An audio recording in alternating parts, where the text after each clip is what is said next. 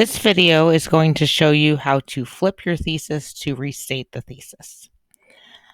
So the first thing that you need to do is, if you are doing the presentation video, you need to make sure that your slides for your presentation are open.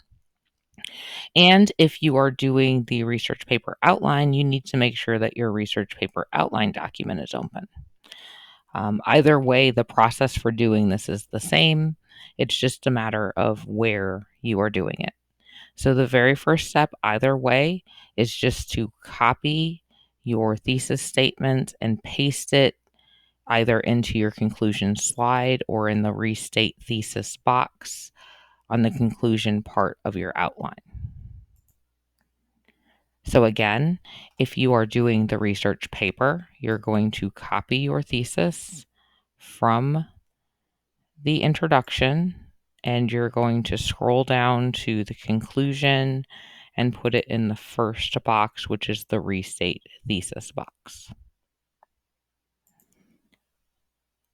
If you are doing the presentation video, you are going to copy your thesis from your introduction slide, and you are going to then paste it on your conclusion slide.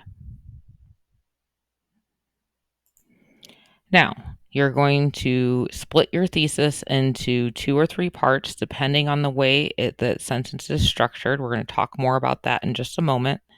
Then you're going to be putting the parts in a different order. You'll add, delete, change, or move words as needed to make it grammatically correct.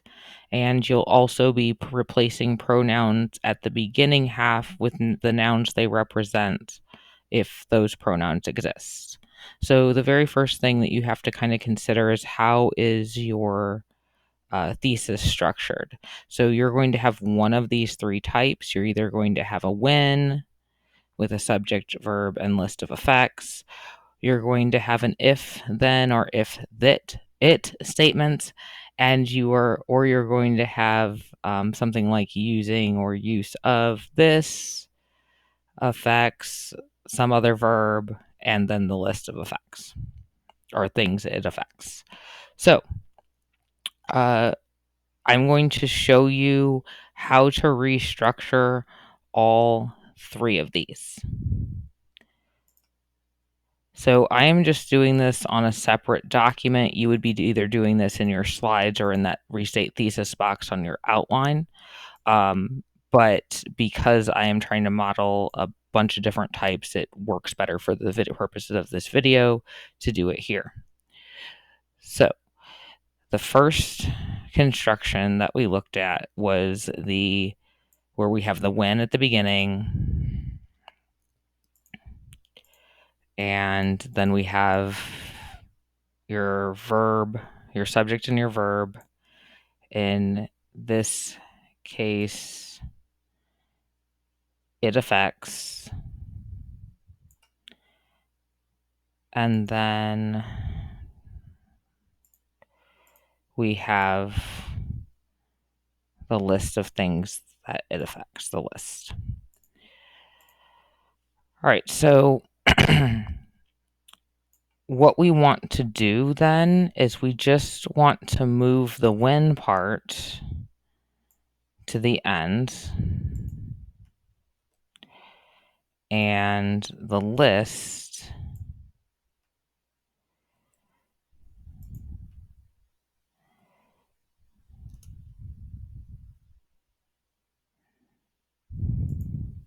to the beginning.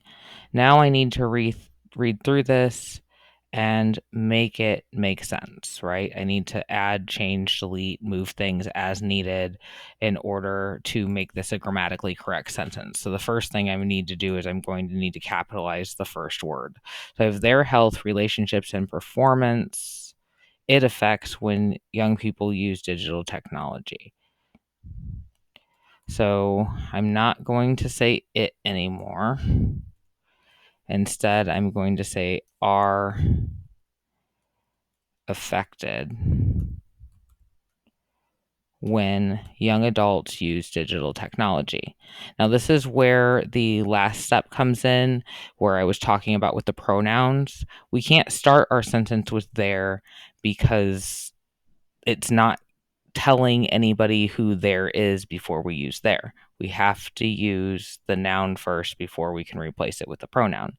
So there, the they that we're talking about are young adults. So I'm going to take young adult from the end and I'm going to move it in place of there.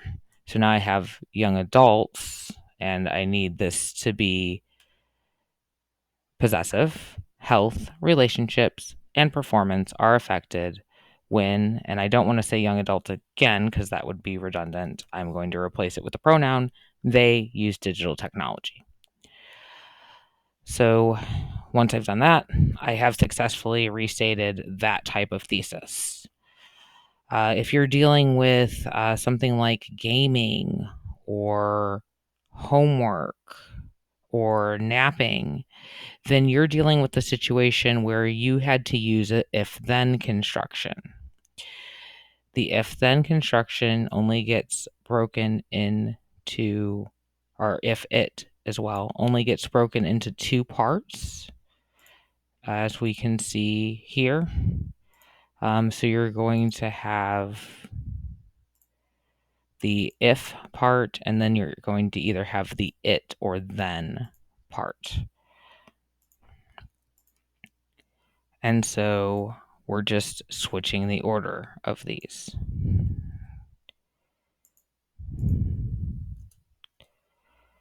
So now I have then homework affects students' academic performance and lives positively, and negative effects are limited if researchers' recommendations are followed. Well, clearly, I don't want to start with then because that's something that you use in the middle of the sentence, or I would be talking. All right, yeah. So I just want to get rid of that word and change the H in homework to capital. And then after that, I can change the period to a comma, make the I and if lowercase, and change the comma after followed to a period. So that one's pretty easy. And last but not least, we have using digital technology affects the health, interactions, and performance of young adults. We have this construction, which is what we have for type 3. So we have the verb affects. That is going to stay put. And then we have the list part. And we also have the subject part. So all I need to do is I need to take the list, put it at the beginning, and take the subject and put it at the end. Now I have, if I read it through, the health, interactions, and performance of young adults affects. So this is again a situation where I have to say are affected by using digital technology. And I have successfully restated my thesis. So either way that you go, you're just kind of rearranging what you already have so that the words that you're using are similar, but the way that you're saying is a little bit different so that it's not a complete repeat. And again, if you are doing the conclusion, then you'll be putting that on your conclusion slide, directly on the slide. And if you are doing the research paper, you'll be putting it in the Restate thesis box of your outline document.